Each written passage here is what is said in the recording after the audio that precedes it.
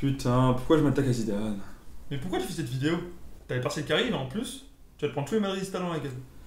Ouais, mais les viewers l'ont choisi, je dois le faire. Ouais, bah en tout cas, tu vas prendre cher, très cher. Ouais, mais on est plus fort que ça, non? Bah Inch'Allah, mais tu vas devoir porter tes couilles comme Zidane en 2006. Regardez ça. On va regarder le ballon, surtout le ballon.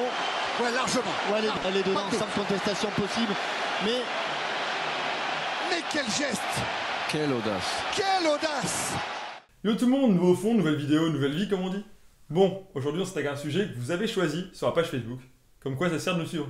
Alors aujourd'hui on va parler de Zidane. Ouais, vous l'avez choisi en majorité. On va parler de pourquoi Zidane n'est pas un grand coach. Bon, c'est plutôt pourquoi Zidane n'est pas encore un grand coach. Hep, on enlève son doigt du pouce rouge tout de suite. J'ai pas dit que c'était une pipe, loin de là. Avant tout, Zidane, je l'aimais, je l'aime et je l'aimerai. Mais en tant que joueur, parce que en tant qu'entraîneur, j'étais vraiment sceptique. Le gars, il avait seulement 43% de victoire avec le Castilla, et en plus, il avait fini en 6ème position de la Segunda División, qui est la deuxième division espagnole. Et en tout cas, pour entraîner un grand club, et en plus le plus grand du monde, quand t'as pas de CV, c'est pas fou. Pour moi, les joueurs qui s'appuient sur leur passé pour pouvoir devenir entraîneur, ils méritent rien. Les gars, ils ont pas de CV, ils ont rien prouvé, ils veulent entraîner les plus grands clubs du monde. Pour moi, j'étais ultra sceptique sur ce point-là. Au final, il m'a fait fermer ma bouche à moi et aux autres sceptiques sur 2 points.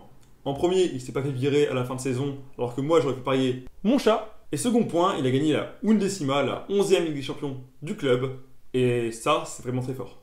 En plus, cette saison, il a égalé le record du Barça de Guardiola avec 17 victoires d'affilée et établi des records de matchs sans défaite, 35 au total aujourd'hui.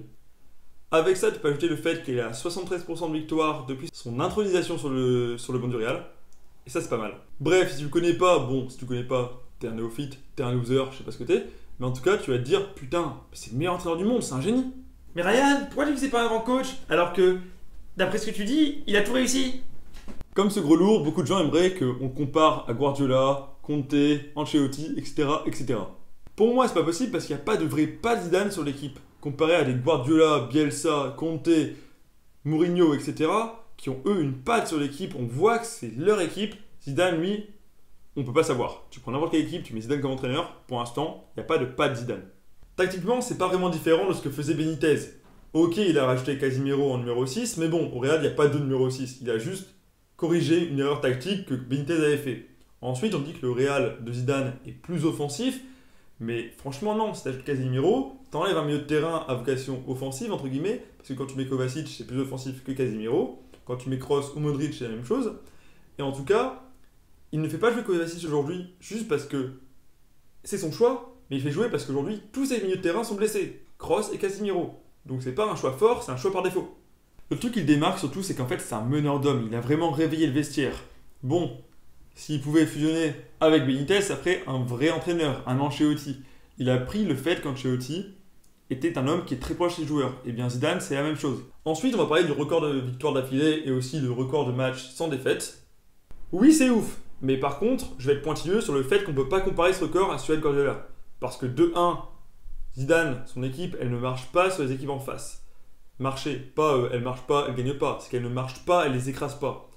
Le Barça Guardiola était un Barça dominateur. Aujourd'hui, le Real, c'est pas un Barça dominateur. Un Real dominateur, désolé. Deuxièmement, le Real gagne souvent en fin de match, et difficilement. C'est souvent Ramos qui sauve les miches de Zidane. Après, ça fait des victoires 1-0, 2-1, 3-2, etc., etc. C'est pas un Real dominateur. Au Real, institutionnellement, on a l'habitude de gagner les matchs par plein de buts d'écart. Tes joueurs sont ultra talentueux, tu dois montrer sur le terrain. PS, je suis pas du tout barcelonais. Mais Ryan, il a quand même gagné une Ligue des Champions, c'est pas rien. Les mecs qui ont gagné une Ligue des Champions, normalement, c'est des grands coachs. Ouais, mais du coup, si on parle pour constat, tous les entraîneurs qui n'ont pas gagné de Ligue des Champions, et bah, ces entraîneurs-là, ils valent rien. Conte, Wenger, Simeone, dégueu. En tout cas, je crois pas. Ces 3 entraîneurs-là sont encore au-dessus de Zidane. Après, il y a la jurisprudence Roberto Di Matteo. Le mec a quand même gagné la Ligue des Champions en 6 mois comme Zidane, et au final, il a loupé tout ce qu'il a fait dans tous les autres clubs qu'il a entraînés.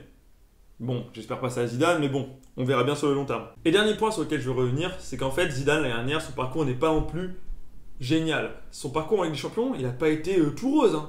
Ses matchs, il a affronté des équipes comme Wolfsburg, Manchester City, l'Atlético en finale, c'est bien fort, mais en tout cas, à chaque fois, c'était pas des victoires avec la manière. Comme je le dis, tant qu'il ne gagnera pas avec la manière et qu'il n'y aura pas une patte, pour moi, ce sera pas un grand coach. En tout cas, c'était les points pour lesquels, pour moi, Zidane n'est pas encore un grand entraîneur. C'est un bon entraîneur, il justifie sa place pour l'instant au Real Madrid avec sa undécima, mais il faut qu'il fasse attention. Ancelotti a été viré alors qu'il a gagné la décima, et pourtant il n'était pas très très loin du Barça. En tout cas, pour l'instant, ce qu'il sauve, c'est qu'il est devant le Barça en championnat. Les résultats sont là, mais pour moi, pour qu'il devienne un grand entraîneur, il doit encore progresser. De 1, sur les changements, parce que on regarde la finale de Ligue des Champions, il fait ses 3 changements avant les prolongations. Du coup, en prolongation, tu avais 2 joueurs cramés, Bale et Ronaldo qui jouait à moitié blessé. Ça aurait pu lui être préjudiciable, mais au final, il gagne, du coup, on dit rien. S'il avait perdu, il aurait pris vraiment cher. Et ensuite, il faut aussi qu'il trouve une patte, un style de jeu, un style à lui. Je sais pas, peut-être du pressing, un jeu fondamentalement, offensif, mais en tout cas, il faut qu'il y ait une patte. Moi, je veux qu'il y ait une patte Zidane, comme lorsqu'il était joueur. Une patte élégante, vraiment comme lui, que ça lui ressemble. Et ensuite, pour l'instant, le seul truc que j'ai envie de dire, c'est les gens qui vont me dire « Oui, il y a une patte Zidane ».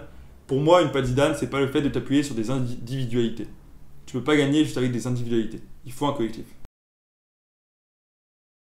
En tout cas, si t'as liké la vidéo et tu as kiffé, tu lâches un pouce bleu comme dab.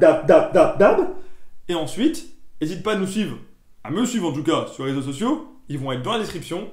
Et en tout cas, see you soon. Tchuss! Als je wil chillen is het geen probleem, dan ga ik erheen. Ik kom niet alleen, want ik heb drank en drugs. Ik heb drank en drugs. Als je bitch wil chillen is het geen probleem, dan ga ik erheen.